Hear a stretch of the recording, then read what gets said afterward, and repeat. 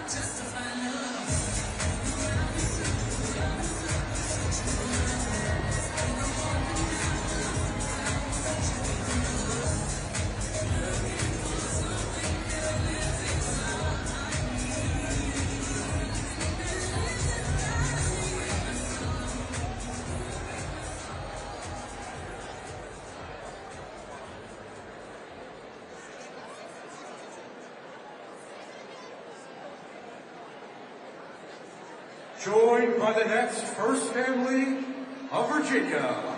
Please welcome the Governor-elect of the Commonwealth of Virginia, Abigail Spanberger.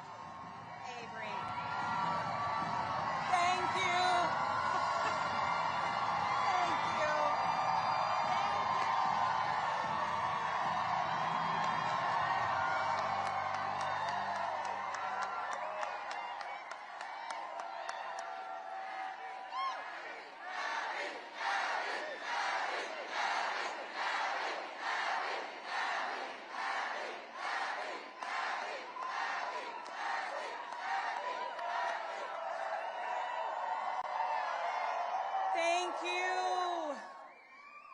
Thank you. Thank you.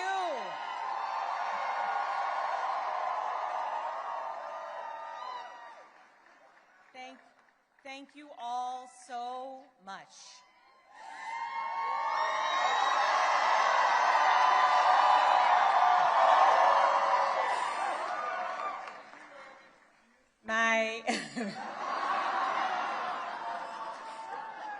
My fellow Virginians,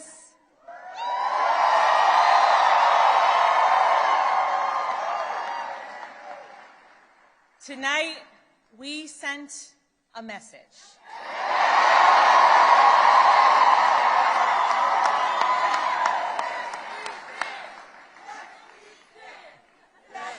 We sent a message to every corner of the Commonwealth. A message to our neighbors and our fellow Americans across the country. We sent a message to the whole world that in 2025, Virginia chose pragmatism over partisanship. We chose our Commonwealth over chaos.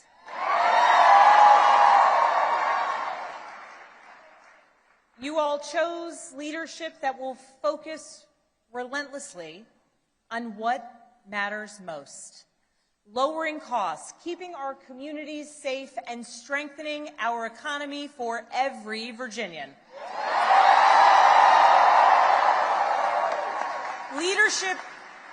Leadership that will focus on problem solving, not stoking division. We chose leadership that will always put Virginia first. And Virginia, I cannot wait to get to work for you.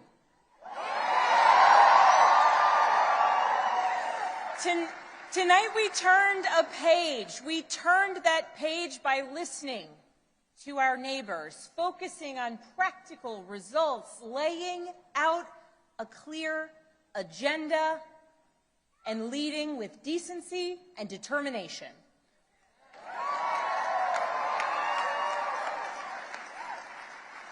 To everyone who helped us achieve this win, from the bottom of my heart, I thank you.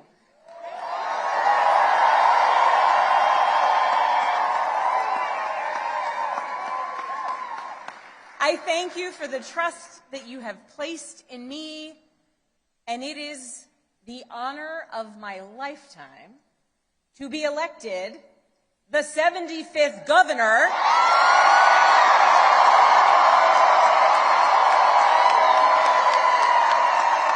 of the Commonwealth of Virginia.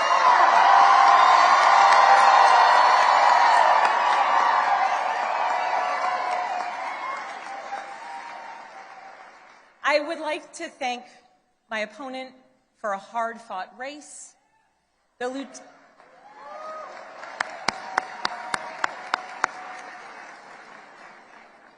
Lieutenant Governor's story, her military service, and her years of service here in Virginia deserve our respect and our gratitude, and I ask that you join me in wishing her and her family well.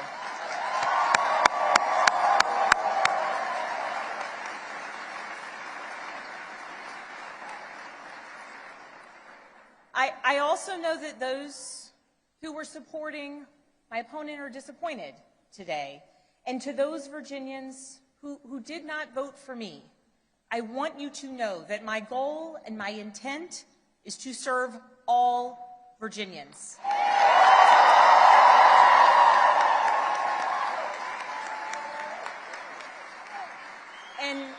And that means that I will listen to you, I will work for you and with you. That is the approach that I've taken throughout my entire career. I have worked with anyone and everyone, regardless of political party, to deliver results for the people that I serve. And that's because I believe in this idea that there is so much more that unites us as Virginians and as Americans than divides us.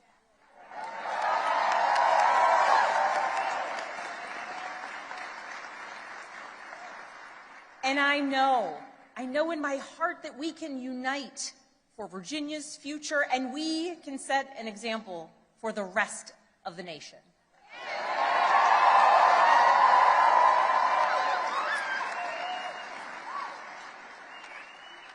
Our founders understood this from the very beginning. They didn't choose to call Virginia a Commonwealth by accident. They chose it to signify that our government would be based on the power of the people united for a common good. Not for a political party, not for a president, not for a monarch, but for a common good, together. And tonight, Virginia proved that that tradition is alive and well. We are still a Commonwealth in every sense of the word.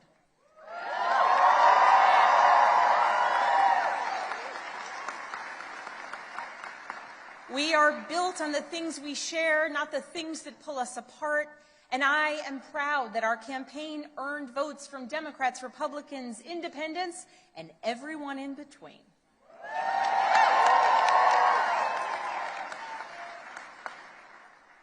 That's the Virginia I know, that's the Virginia I love, and that's the Virginia I will have the honor of serving as your next governor.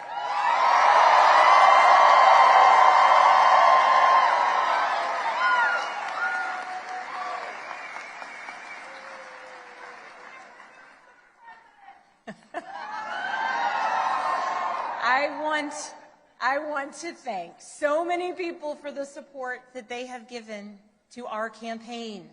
Thank you for your work. Thank you for your support. To our tireless volunteers, to those who believed in me, thank you.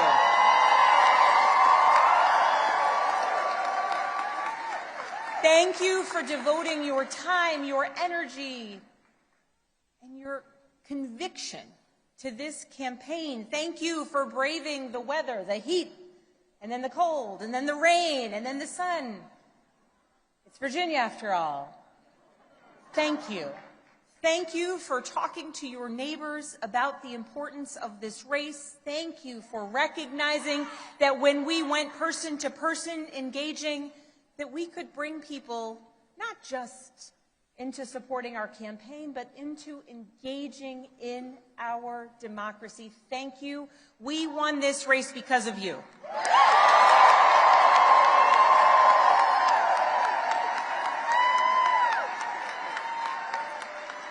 To our campaign team, you're the best in the country.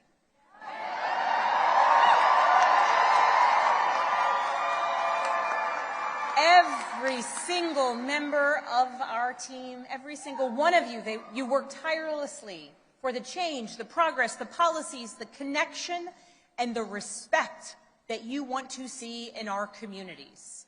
Thank you for working so hard. Thank you for giving people hope. Thank you for knocking on doors in the sweltering heat. Thank you for showing kindness. Thank you for showing up in every corner of Virginia. Thank you for diving deep on policy. Thank you for capturing moments and the essence of our campaign. Thank you for reaching voters everywhere. And thank you for believing that Virginia could and would send a hopeful and joyful message tonight.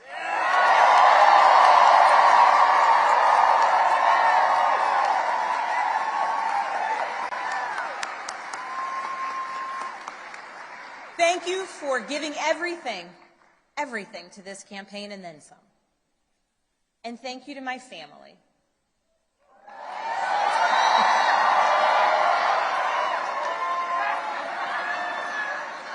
To my husband, Adam.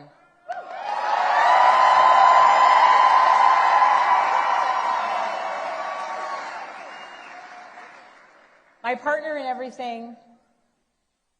I love you with my whole heart. I am grateful for you. And it is very strange to declare my love for you in front of millions of people.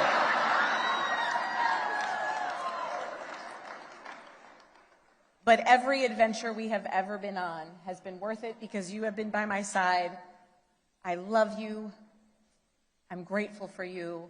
And I cannot wait to see what the next couple of years bring.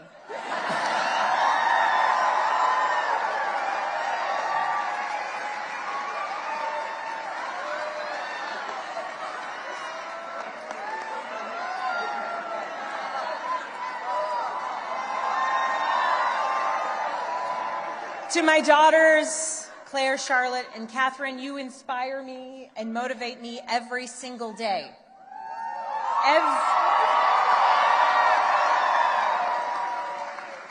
Everything I do to build a better future for you and for all of Virginia's children, and I am so proud of you every single day. I am lucky to be your mother.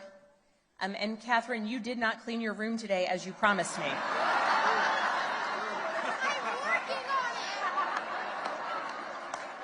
She's working on it. If I was working on it, we wouldn't have won this election, okay?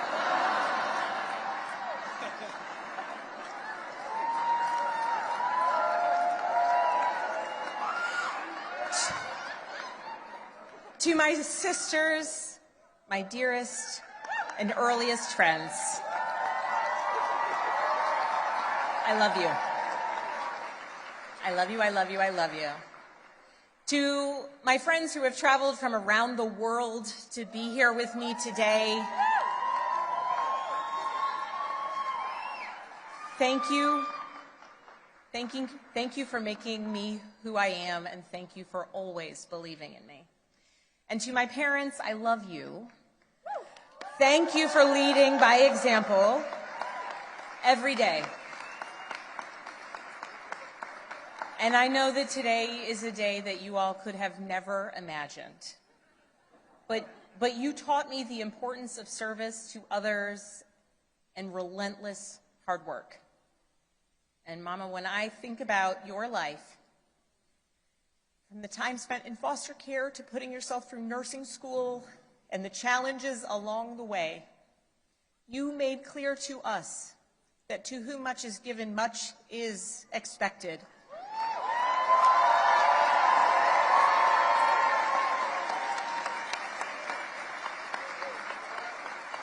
And you have given me so much, born of your own struggles and your own challenges, and I know much is expected.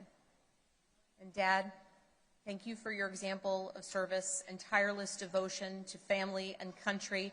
Nothing has made me prouder than to follow in your footsteps, so many steps along the way. I love you.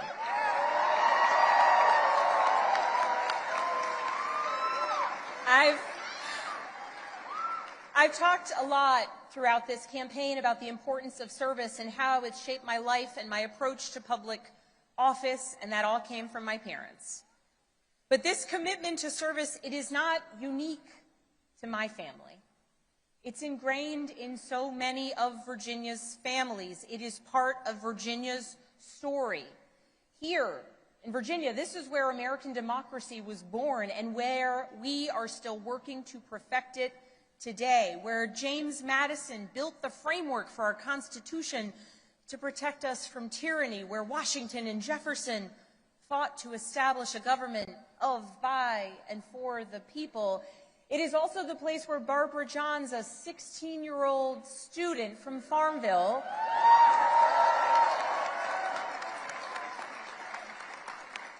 led a walkout of students that became part of the Brown versus the Board of Education case to integrate public schools.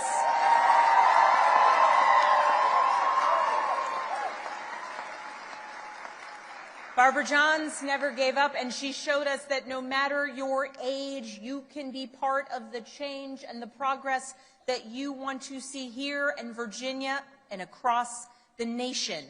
We are a nation founded on ideas, but we are a country where it is up to us, the citizens, who must put those ideas into action. It is us, the citizens, who work to make the change and progress and build upon the foundations laid out over so many years. And Virginia, now it is our time to lead.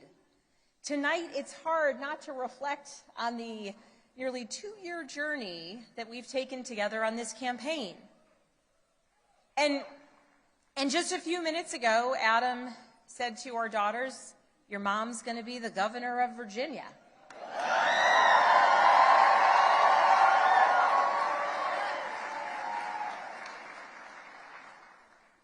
And I can guarantee those words have never been spoken in Virginia ever before.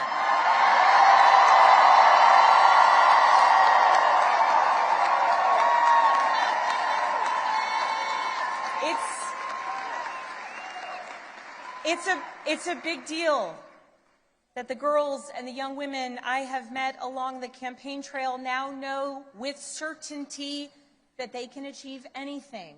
It's a big deal to the women older than I am who forged the path in dreams, hard work, and in a belief that change and progress would be possible so that so many of us could follow in their footsteps in any career, in any role, in any challenge. The history Virginia is making tonight, it is yours. And I thank those who have come before me, and Mary Sue Terry in particular.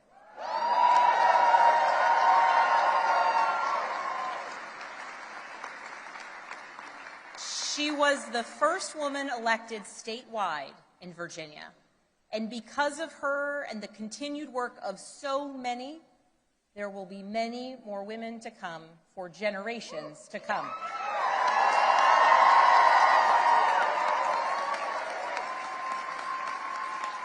So now that the campaign is over, the real work begins, because this was never about just winning an election. It was about what comes next. It's about the governing. Virginia voters made our choice tonight, and that choice was loud and clear. We are going to work to lower costs of renting, buying, or staying in your home. We are going to cut red tape and build homes families can actually afford. We're going to lower health care costs. We're going to crack down on predatory pharmaceutical practices and surprise billing.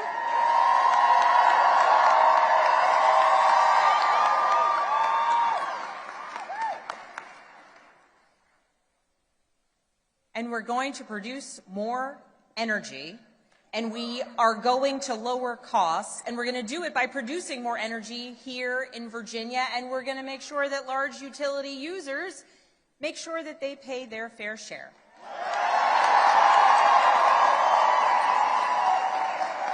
We're going to grow Virginia's economy by investing in apprenticeships and job training of the future.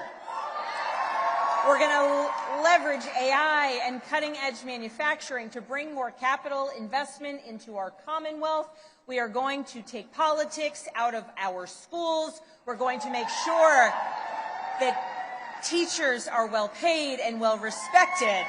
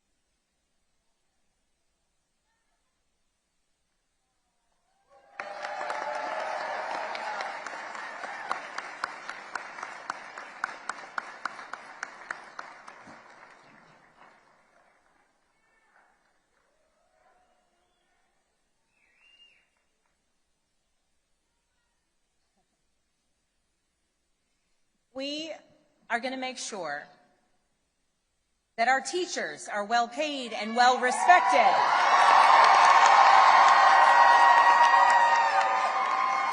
So that our students can focus on actually learning, and so that parents know that their children will succeed. And we are going to make our communities safer by providing the training, pay, and support that our law enforcement community needs and deserves.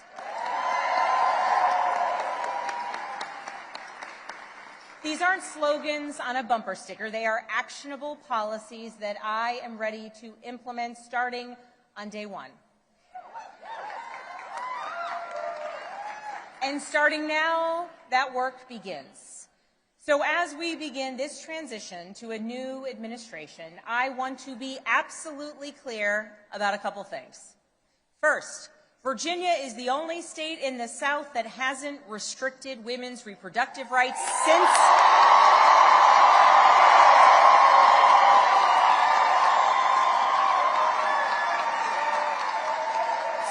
the Dobbs decision, and under my watch, it will stay that way.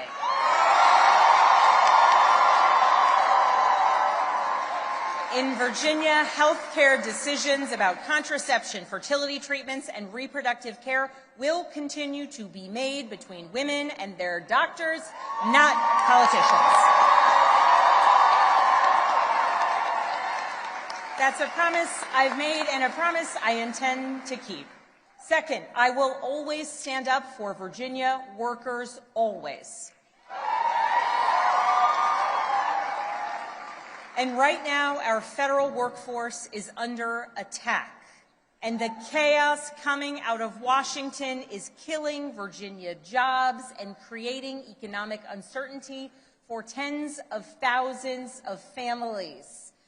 Government employees, government contractors, small business owners who are impacted by the chaos coming out of Washington. Virginia's economy doesn't work when Washington treats our Virginia workers as expendable. To those who have been impacted by the mass layoffs, by furloughs, by the hardships that you are experiencing, please know that I will direct the full power of the governor's office to support you.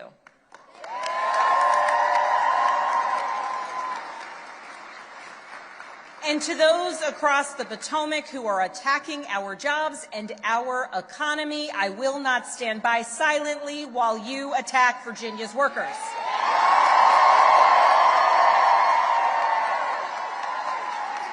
I will fight every single day for every single Virginia jobs, the ones we have now and the ones we will bring to our Commonwealth into the future. I will stand up to anyone who tries to harm our economy or the livelihoods of our Virginians.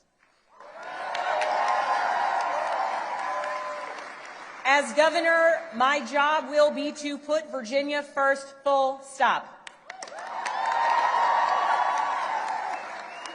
And tonight, as the governor-elect, I call on Congress, Republicans and Democrats, and our president to make real progress on bringing this shutdown to an end.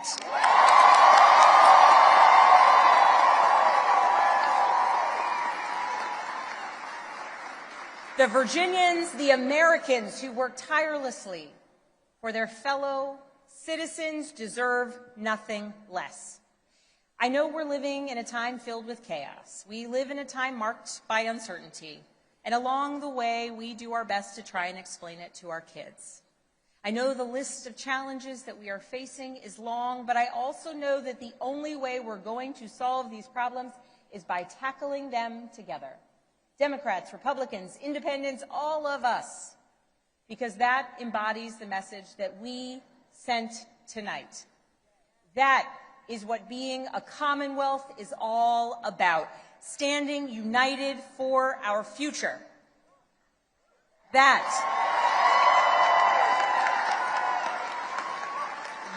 is what Virginia is about. So let's show the world what we're made of. Let's get to work. Thank you all so very much.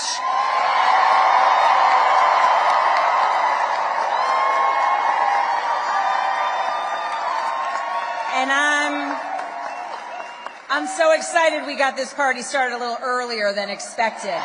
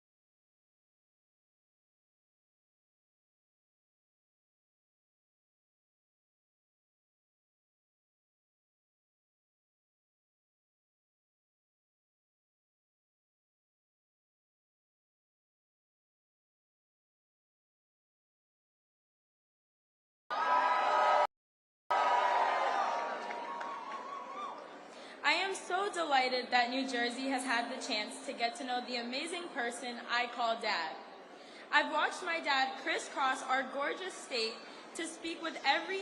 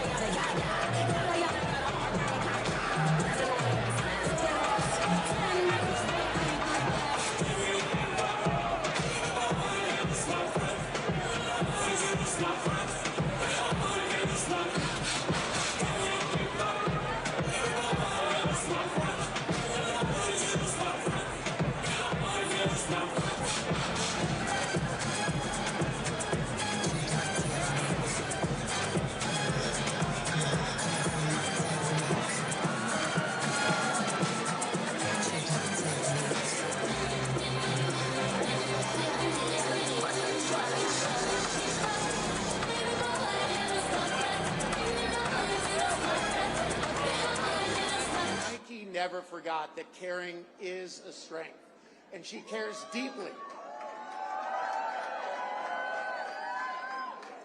She listens to people, she includes them, and she leads with both her head and her heart. And no one gets left behind. So I think this outstanding victory tonight is a great affirmation of a positive direction we're headed in this country. And I don't think that we can rest easy, but I will say I will rest easier tonight knowing Mikey is at the helm.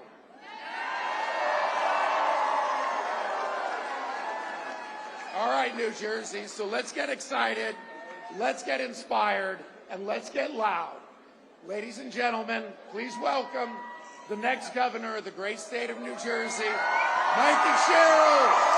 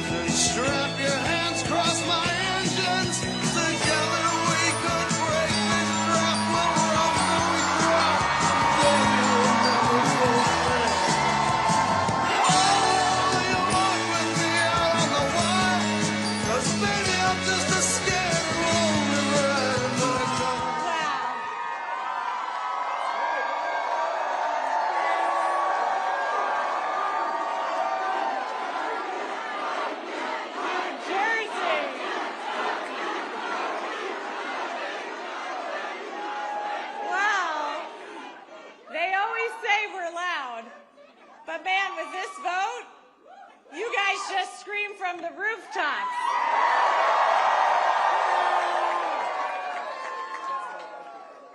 And people around the country have heard you.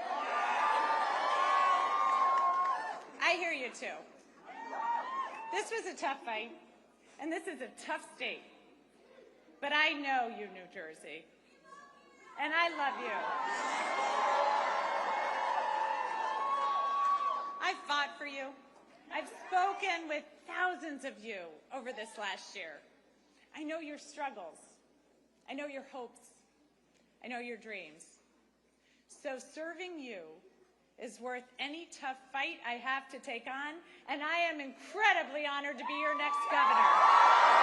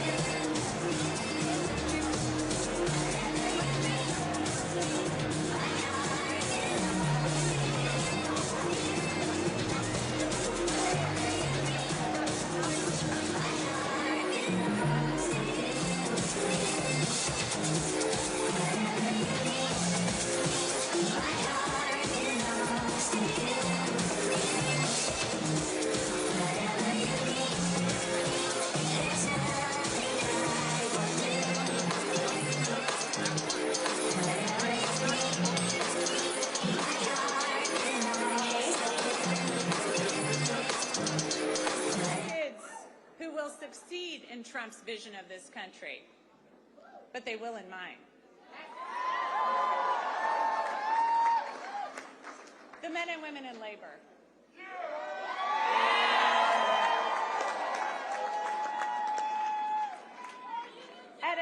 Union jobs at a time when our economy is set up to make it harder and harder for working people.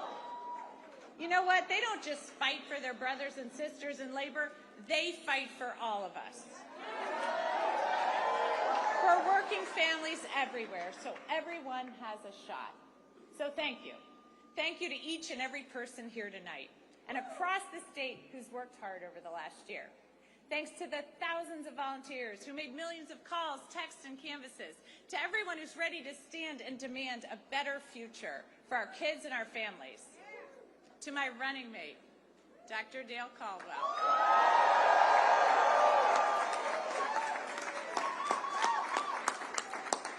You've already served our state so well, and I'm proud to have you by my side as we embark upon this new chapter for New Jersey. To my team, who put together a campaign the likes of this state has never seen, and helped in our efforts to create a great future for New Jersey. And thanks to my family,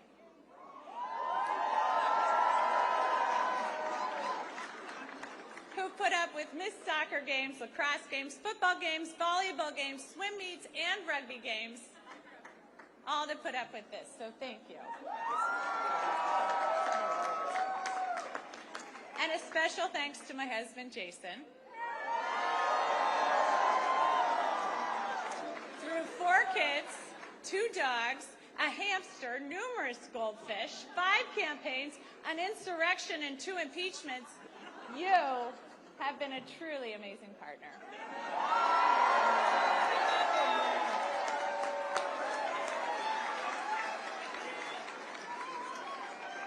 So thank you to everyone who's joined me in fighting for a better future. I know these are tough times. I know not everyone voted for me, but I'm working for everyone.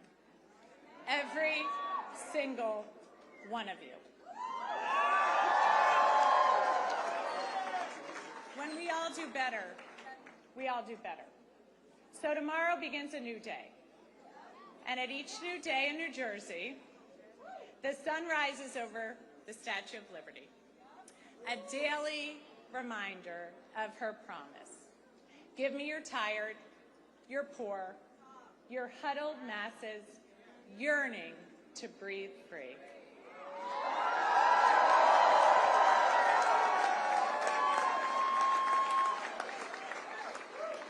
She declares that her lamp lights the path to the golden door. That golden door is New Jersey. It always has been. And that expectation is well deserved, especially after this election, where we chose, we're going to follow Lady Liberty's beacon. We're not going to give in to our darker impulses. Here in New Jersey, we know that this nation has not ever been, nor will it ever be, ruled by kings.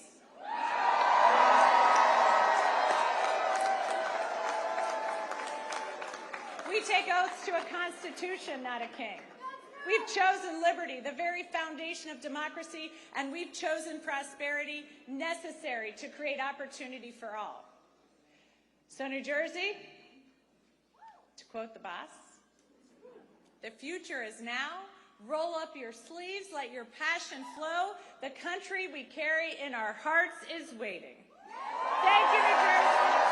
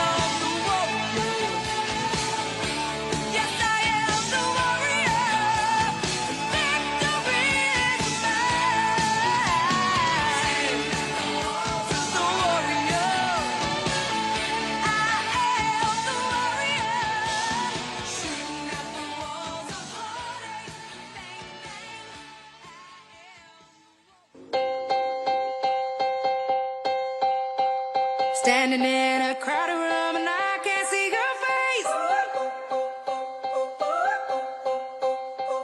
Put your arms around me, tell me everything's okay.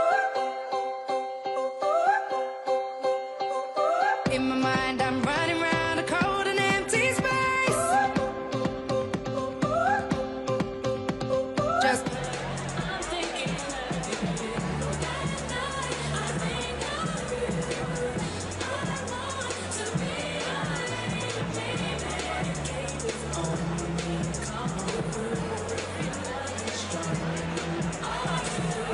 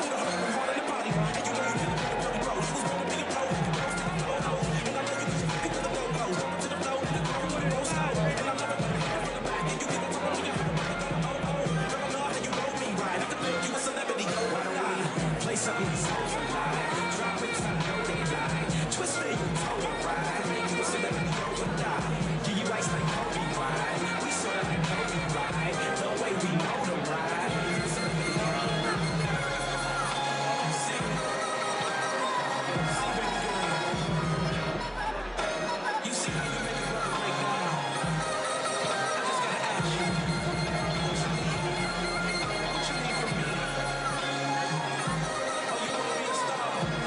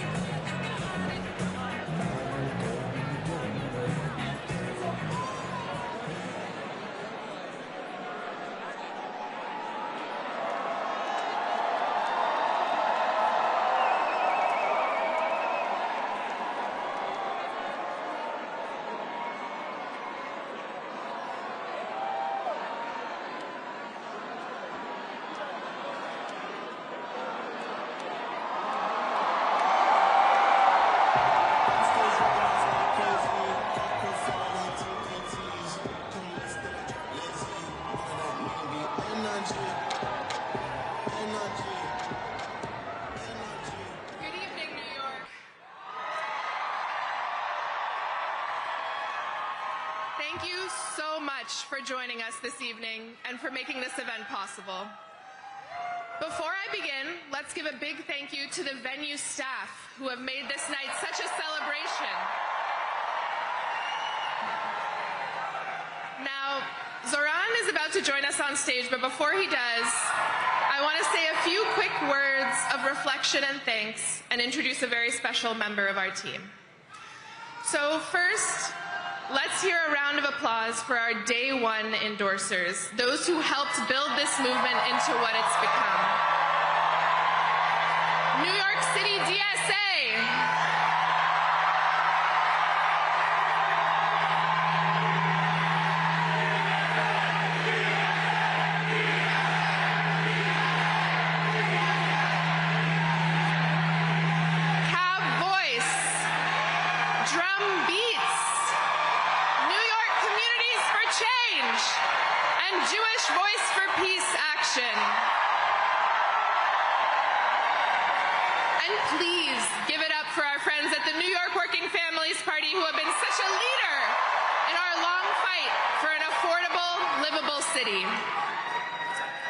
Now, do we have labor in the House? Throughout this campaign, we have stood shoulder to shoulder with our brothers and sisters in organized labor at 1 a.m. in Queens, at 4 p.m. in Manhattan, at 6 a.m. in Brooklyn, at every time of day and night in every corner of the city, and we are so grateful for your partnership. And we are so proud to be backed by dozens of elected leaders, from the local to the state to the federal level. And we know that the relationships that we have built will only deepen from City Hall as we work together to transform New York into a city where every person can live a dignified life.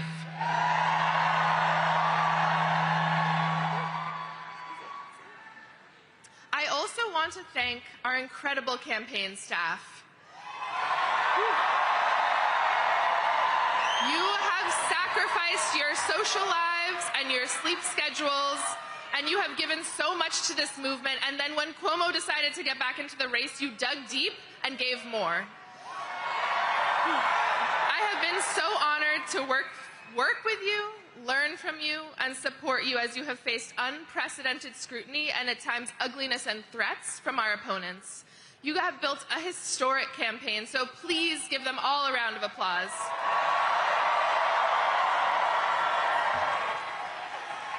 And please join me in celebrating the person who has been Zoran's right hand from day one, whose deep commitment to our movement and care for our people has infused every part of this campaign from top to bottom, and without whom we would not be here tonight, Elle Biscard Church.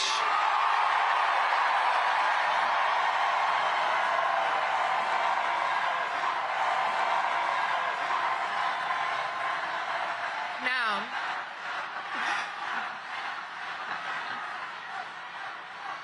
we have all been inspired by Zoran as a candidate, but I also want to speak to his strength as a person. He has led our team and this movement with grace, curiosity, good humor, and thoughtfulness. And this race has been difficult. He has been the subject of attacks and threats, but he has truly risen above it all to give us hope. So please join me in giving Zoran, our friend, a round of applause.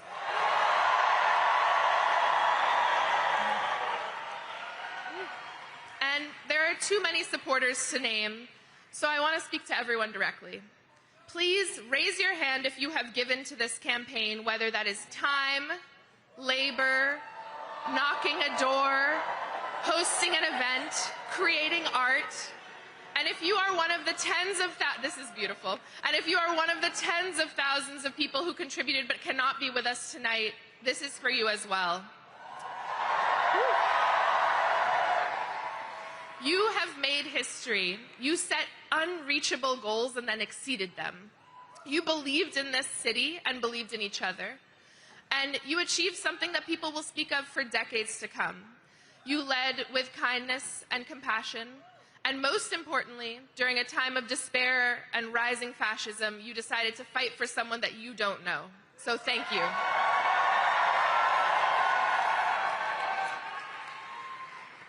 Friends, the scope of this campaign was truly unprecedented. We had hundreds of thousands of conversations with our neighbors and trained leaders who will help us deliver our agenda for the next 4 years. But this record-breaking program did not come out of nowhere. It was the product of years of organizing and leadership development by New York City DSA and so many of our movement partners.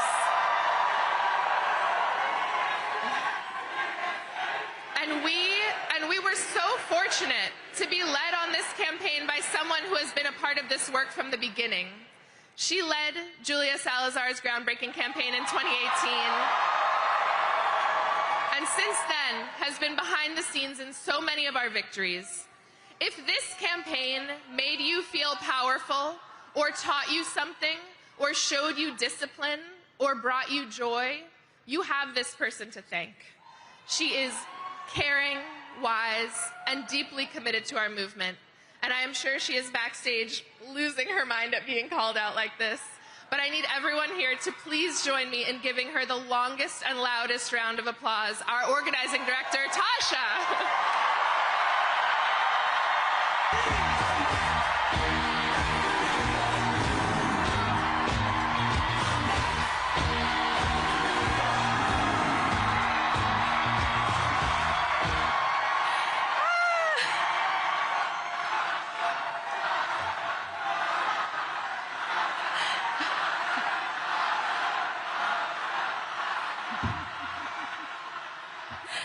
Thank you.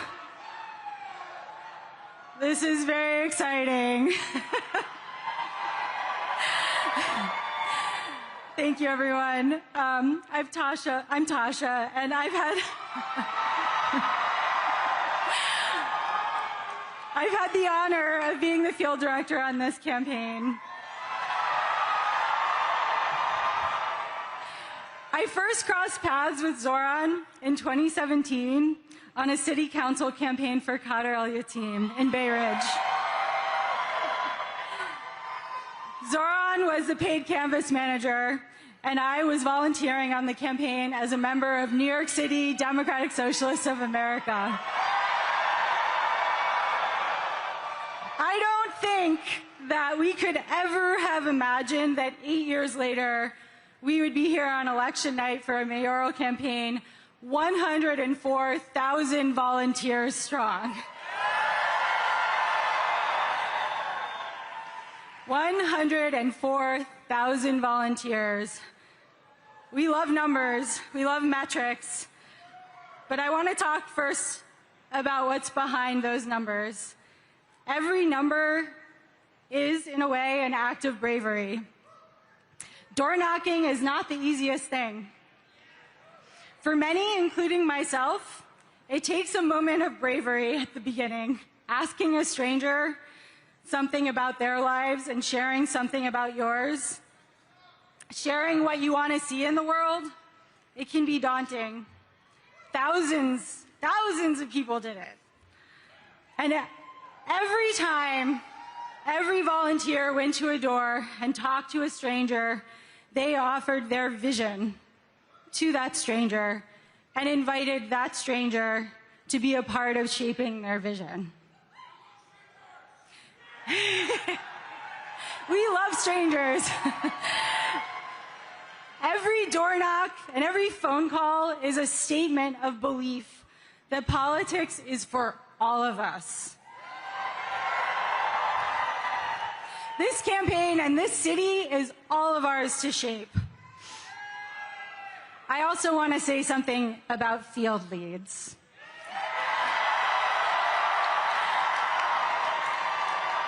All of our canvases, for those who don't know, all of our canvases have been led by volunteers we call field leads. Many of them are here. Most led a shift every week, and some led a shift every week since December. And every time they led a canvas, and they were the ones welcoming new volunteers into our movement. They were the ones who helped inspire folks coming out to canvass for the first time. Without those 700 people who chose to step into leadership in an uncertain moment and try something new and scary, this field operation at this scale would not have happened. Those 700 people prove that leadership isn't about having all of the answers. It's about the willingness to step into the unknown and inspire others to imagine something better. So here are the numbers. Over 104,000 volunteers made over 4.4 million calls. At around noon today, a volunteer knocked our 3 millionth door. Over 700 field leads have led over 5,700 canvasses in 243 neighborhoods. 6,568 voters signed up to volunteer on the spot when they were canvassed by somebody. 8,389 voters signed up to volunteer when they were asked by a phone banker. These are unprecedented numbers. The bravery that you all have shown, that this field operation carried across all 5 boroughs, is going to transform our city. What all 100,400 of us have accomplished has rewritten the possibilities of mass democratic action. And it doesn't stop tonight. We all know that we won't stop at electing Zoran. We will continue to fight to bring the affordable of New York City to life. I am so excited to do that with all of you. And now I'm so honored to introduce the person you've been waiting to hear. We've worked for many years to bring about change in New York City that it so urgently needs. He's been a friend, and he is the next mayor of the greatest city on earth, Zoran Mamdani.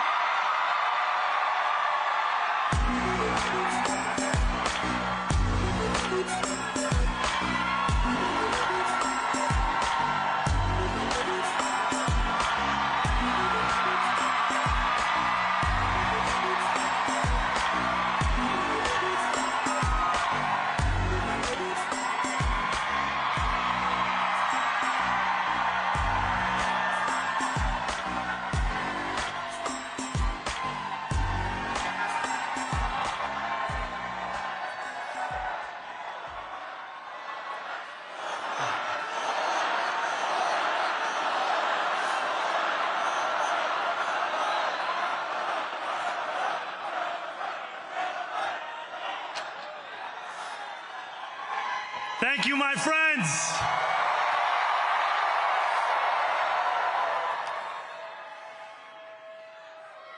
The sun may have set over our city this evening, but as Eugene Debs once said,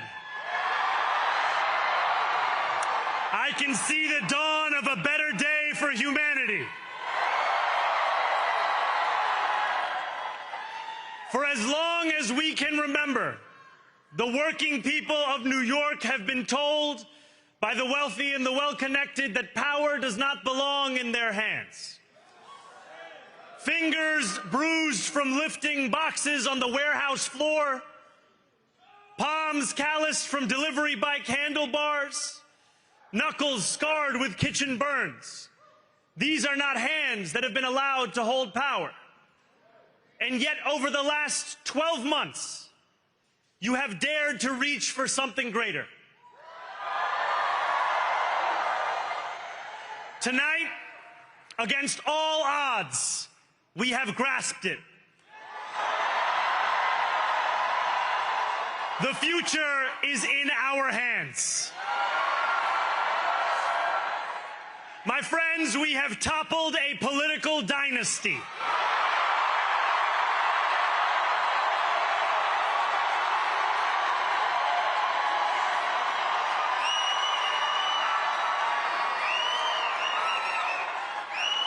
I wish Andrew Cuomo only the best in private life. But let tonight be the final time I utter his name as we turn the page on a politics that abandons the many and answers only to the few.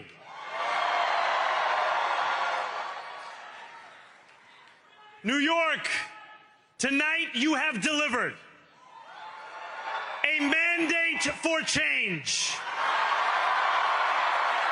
a mandate for a new kind of politics, a mandate for a city we can afford, and a mandate for a government that delivers exactly that. On January 1st, I will be sworn in as the mayor of New York City.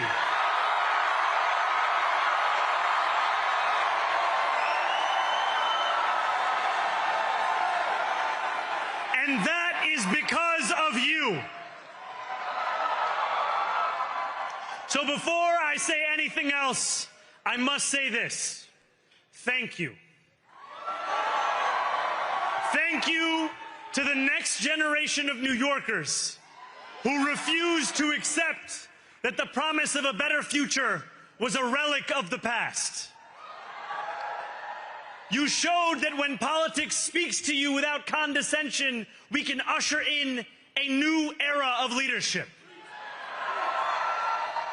We will fight for you because we are you. Or as we say on Steinway, ana minkum wa ilaykum.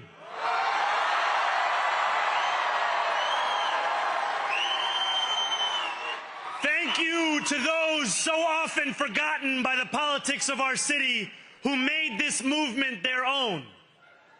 I speak of Yemeni bodega owners and Mexican abuelas, Senegalese taxi drivers and Uzbek nurses, Trinidadian line cooks and Ethiopian aunties. Yes, aunties. To every New Yorker in Kensington and Midwood and Hunts Point, know this. This city is your city, and this democracy is yours too. This campaign is about people like Wesley, an $11.99 organizer I met outside of Elmhurst Hospital on Thursday night. A New Yorker who lives elsewhere, who commutes 2 hours each way from Pennsylvania because rent is too expensive in this city. It's about people like the woman I met on the BX33 years ago, who said to me, I used to love New York, but now it's just where I live. And it's about people like Richard, the taxi driver I went on a 15-day hunger strike with outside of City Hall, who still has to drive his cab 7 days a week. My brother, we are in City Hall now.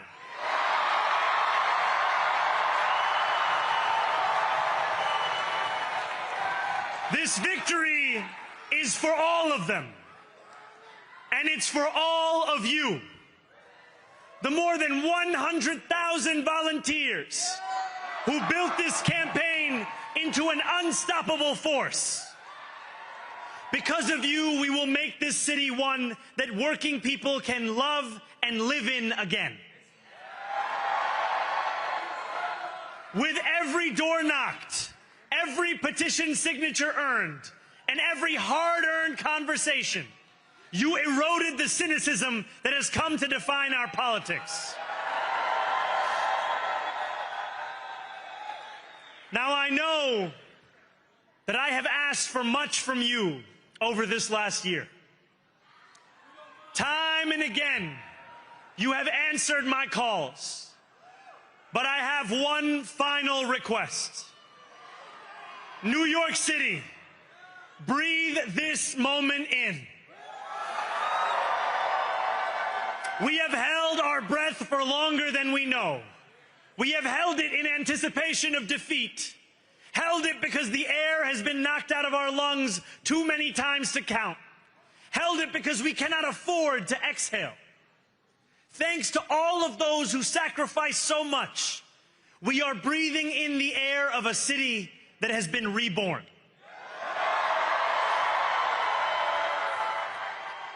To my campaign team, who believed when no one else did,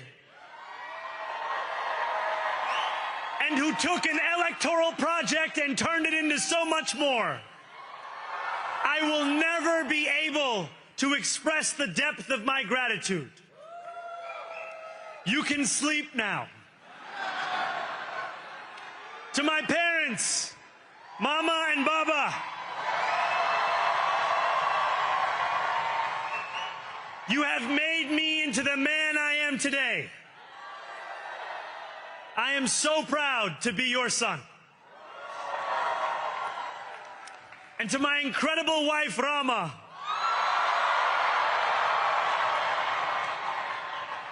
Hayati, there is no one I would rather have by my side in this moment and in every moment. To every New Yorker, whether you voted for me, for one of my opponents, or felt too disappointed by politics to vote at all, thank you for the opportunity to prove myself worthy of your trust. I will wake each morning with a singular purpose: to make this city better for you than it was the day before. There are many who thought this day would never come, who feared that we would be condemned only to a future of less, with every election consigning us simply to more of the same. And there are others who see politics today as too cruel for the flame of hope to still burn. New York, we have answered those fears. Tonight we have spoken in a clear voice. Hope is alive. Hope is a decision that tens of thousands of New Yorkers made day after day, volunteer shift after volunteer shift, despite attack ad after attack ad. More than 1 million of us stood in our churches, in gymnasiums, in community centers, as we filled in the ledger of democracy. And while we cast our ballots alone, we chose hope together. Hope over tyranny. Hope over big money and small ideas. Hope over despair. We won because New Yorkers allowed themselves to hope that the impossible could be made possible. And we won because we insisted that no longer would politics be something that is done to us. Now it is something that we do.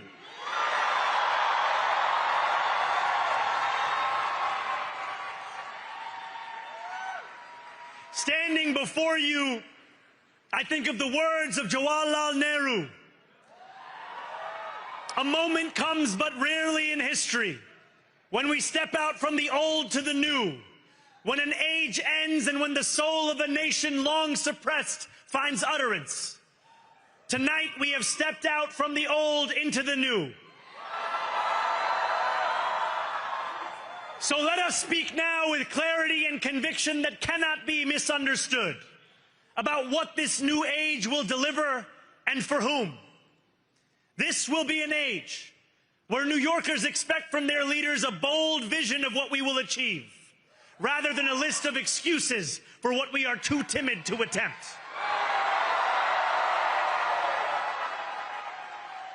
Central to that vision will be the most ambitious agenda to tackle the cost of living crisis that this city has seen since the days of Fiorella LaGuardia.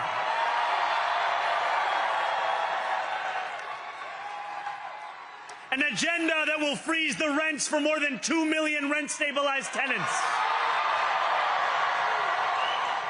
Make buses fast and free.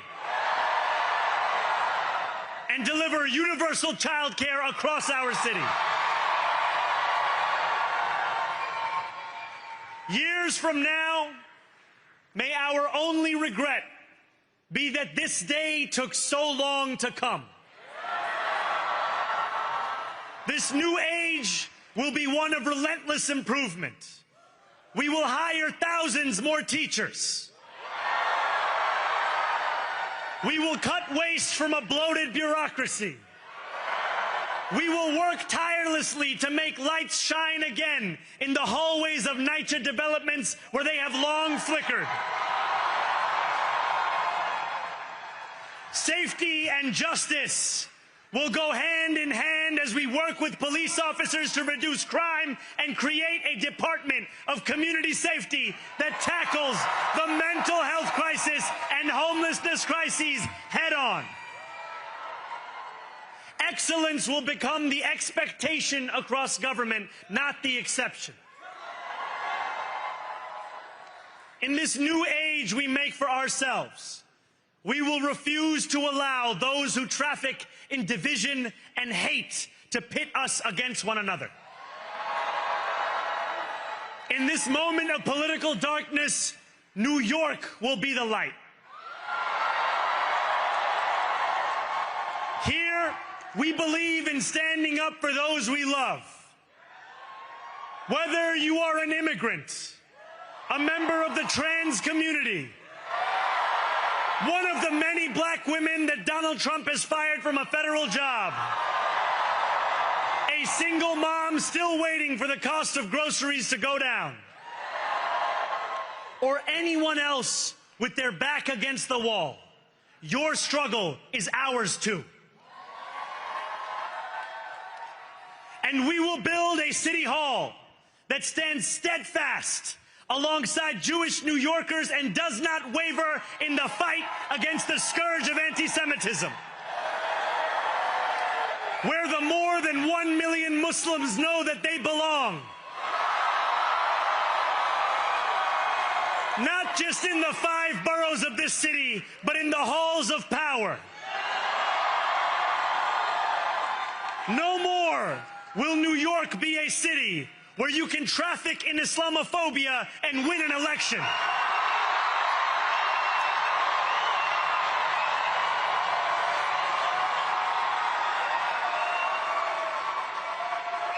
This new age will be defined by a competence and a compassion that have too long been placed at odds with one another. We will prove that there is no problem too large for government to solve and no concern too small for it to care about.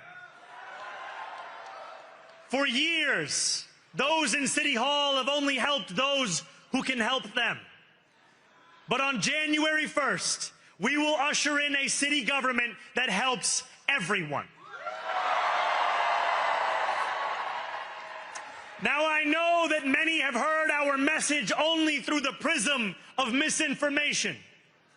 Tens of millions of dollars have been spent to redefine reality and to convince our neighbors that this new age is something that should frighten them. As has so often occurred, the billionaire class has sought to convince those making $30 an hour that their enemies are those earning $20 an hour. They want the people to fight amongst ourselves so that we remain distracted from the work of remaking a long broken system. We refuse to let them dictate the rules of the game anymore. They can play by the same rules as the rest of us. Together, we will usher in a generation of change. And if we embrace this brave new course, rather than fleeing from it, We can respond to oligarchy and authoritarianism with the strength it fears, not the appeasement it craves. After all, if anyone can show a nation betrayed by Donald Trump how to defeat him, it is the city that gave rise to him.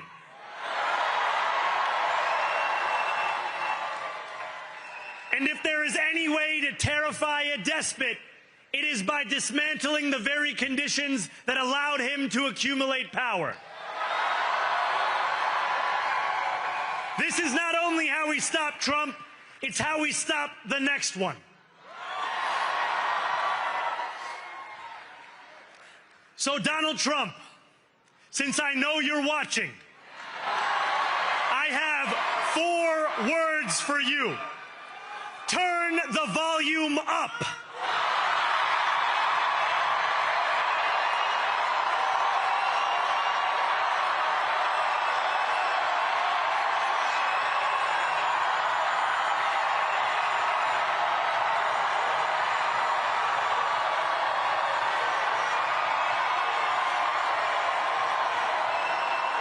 We will hold bad landlords to account because the Donald Trumps of our city have grown far too comfortable taking advantage of their tenants. We will put an end to the culture of corruption that has allowed billionaires like Trump to evade taxation and exploit tax breaks. We will stand alongside unions and expand labor protections because we know, just as Donald Trump does, that when working people have ironclad rights, the bosses who seek to extort them become very small indeed. New York will remain a city of immigrants, a city built by immigrants, powered by immigrants, and as of tonight, led by an immigrant.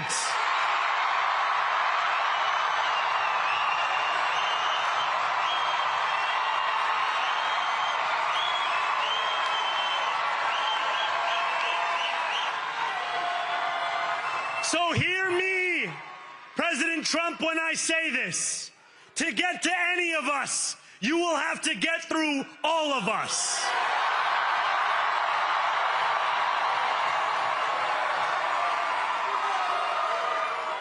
When we enter City Hall in 58 days, expectations will be high. We will meet them.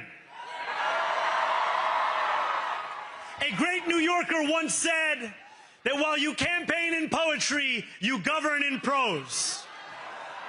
If that must be true, let the prose we write still rhyme, and let us build a shining city for all. And we must chart a new path, as bold as the one we have already traveled. After all, the conventional wisdom would tell you that I am far from the perfect candidate. I am young, despite my best efforts to grow older.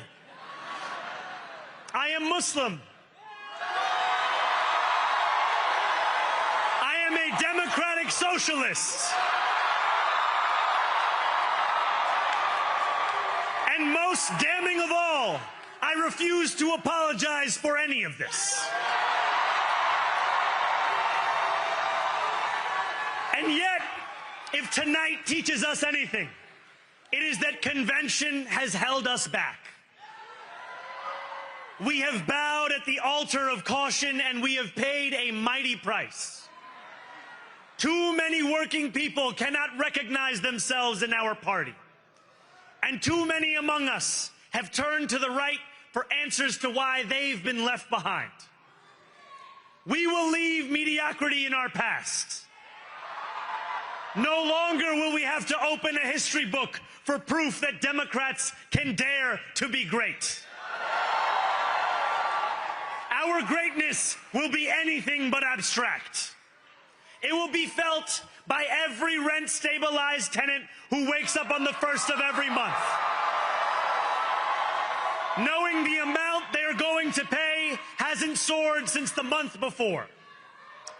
It will be felt by each grandparent who can afford to stay in the home they have worked for and whose grandchildren live nearby because the cost of childcare didn't send them to Long Island.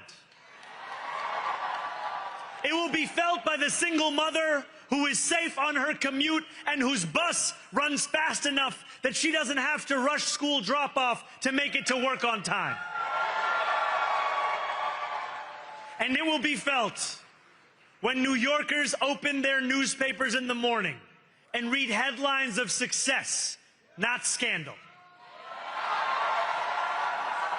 Most of all, it will be felt by each New Yorker when the city they love finally loves them back. Together, New York, we're going to freeze the... Together, New York, we're going to make buses fast and... Together, New York, we're going to deliver universal...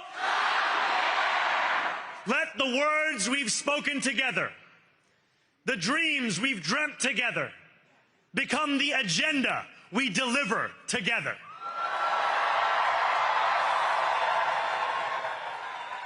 New York, this power, it's yours.